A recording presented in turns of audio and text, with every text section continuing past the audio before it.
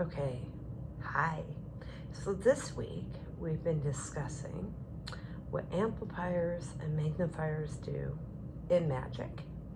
And there is a long Teaching Tuesday post where I explain the difference between amplifiers and magnifiers, and how they work in magic and how they can exist in the mundane and also the magical, and how that frequently is the cause of the magical and the mundane world colliding. So if you are ADHD or didn't have a minute or short attention span, whatever the case may be, an amplifier is something that causes your spell work, your mundane work, to boost itself. It increases its power, it increases its ferocity, it increases its impact. A 7-day candle is an example of an amplifier. A magnifier is something that causes it to have multiples in returns or multiples in issues. So instead of just simply boosting the power of what you're running or boosting the veracity of the problem you're having, the fluffery as it were, a magnifier differs because it causes an exponential return. So if you think about like taking out a student loan, right? Those of us that have student loans can tell you very quickly that the interest rate magnifies year after year after year, and sometimes it feels like you can't get it paid off. If you have ADHD, like I do, anybody with ADHD who has multiple loads of clean laundry all over their bedroom that never find their dresser can tell you what a magnifier is. Laundry is the never-ending job. You do it, you clean it, but then it ends up everywhere. So that's a magnifier. It differs from an amplifier. So an amplifier in spell work are things like chili powder, coffee. A magnifier or even a 7-day candle. A magnifier in magic is something that causes that work to continue to multiply and kind of snowball in on itself. I like to use it in protection work, but you can use it in hexing work. So there's several examples. I left them on the Teaching Tuesday post, but we're going to use a spell right now. We're going to use both in this spell right now. So I'm going to teach you a new spell. So this is, I release myself from the versions of me I created to survive. We talked about sociological amplifiers, magnifiers. So clearly things like institutional white supremacy, racism, sexism, those things are certainly magnifiers to a problem. An amplifier would be the shame. So magnifier, think of like generational poverty. Our society teaches that there's almost nothing worse than being impoverished. But then it magnifies the problem, right? It will actually amplifies the problem by telling us that it's our fault if we are in poverty. It's our fault. We didn't work hard enough. We didn't invest right. We didn't do this, that, or the next thing. So those are mundane examples.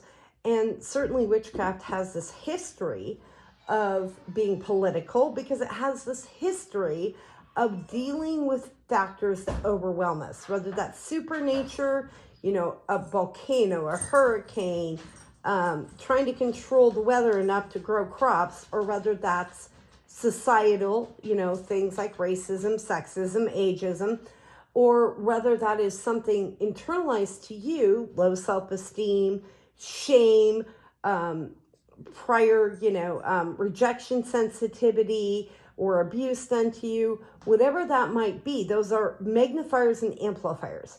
And there are magical solutions to each of those. Just understand that if you wrote the list out of all of them in your life that you can figure out, even if you like word clouded that, you would start to notice that there's a balance there. And if you want to wonk the balance, like you want to move that balance point, because magic always, the universe always balances itself. It doesn't always feel comfortable to us, and that balance point for us isn't always where we would like it. But if you want to move where the middle looks like, you use amplifiers and magnifiers. So the first thing we're going to do is we're going to lay down some blessed salt. And I always work with blessed salt. Many of you know this. And my blessed salt, yeah, you can see it, has like several different herbs in it. And flowers. So there's rose petals in here. There's sage in here. There's angelica in here. I made a hand scrub for this year with several oils in there, including sage and clove oil. And so mine's a bit crunchy right now, but we're just going to set some down because I don't like things sticking to my trays. Now, the next thing you're going to need for the spell is a very simple black and white candle, not fancy. If you do not have a black and white candle, use what you have, but I mean, seriously, if you have a blue or a yellow candle or two purples or whatever, just use it. It'll work. Trust me, you don't need all the fancy. I know witchcraft likes to say you need all the fancy, but you don't.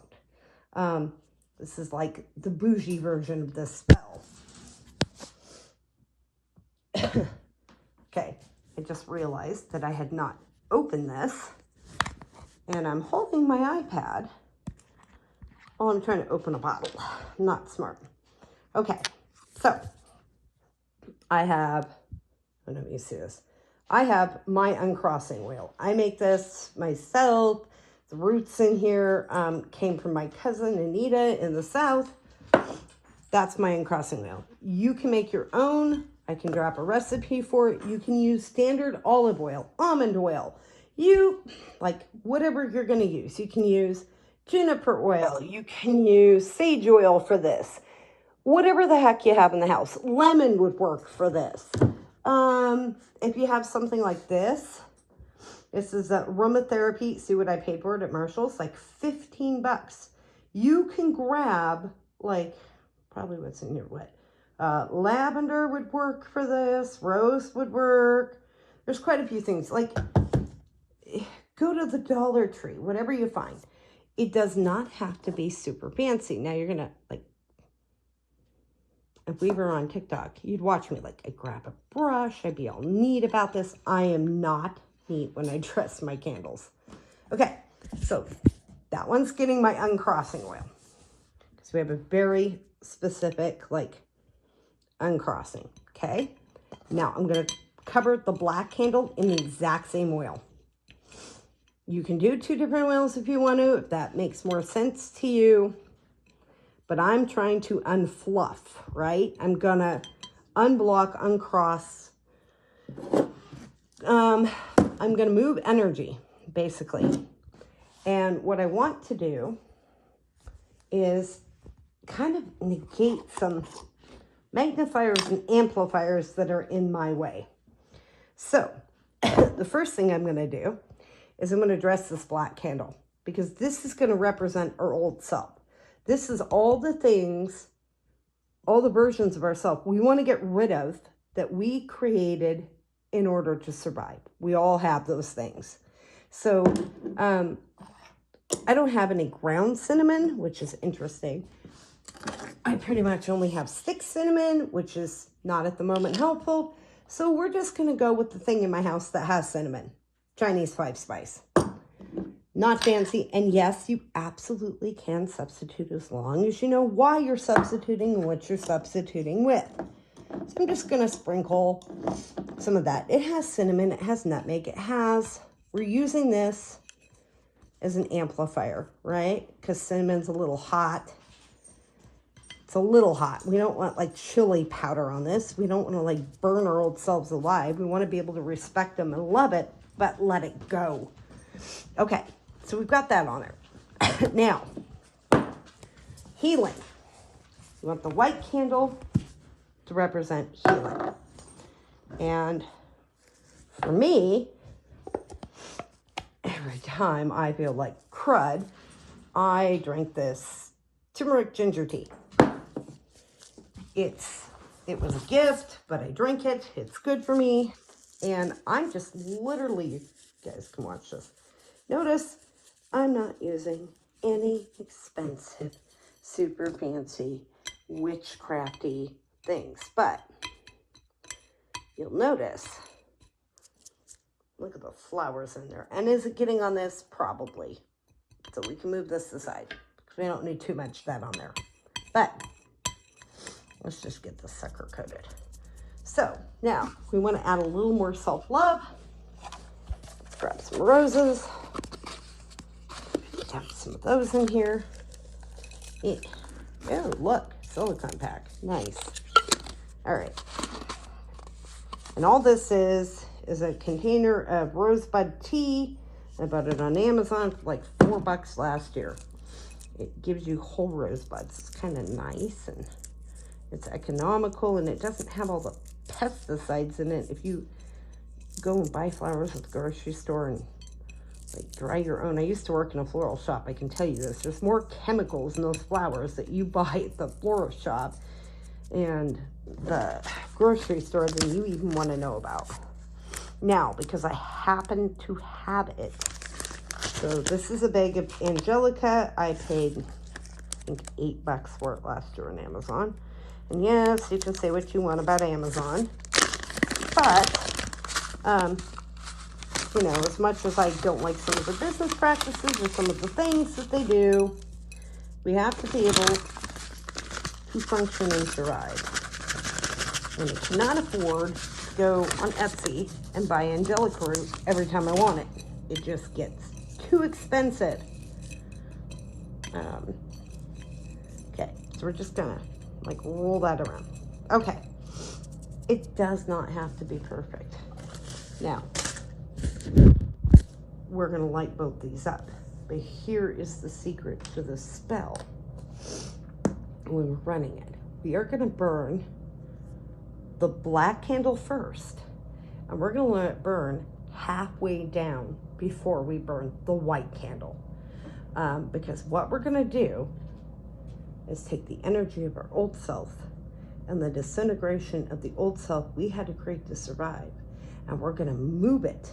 That energy, we're going to clean it, right? We're going to cleanse it. We're going to move it into our new selves.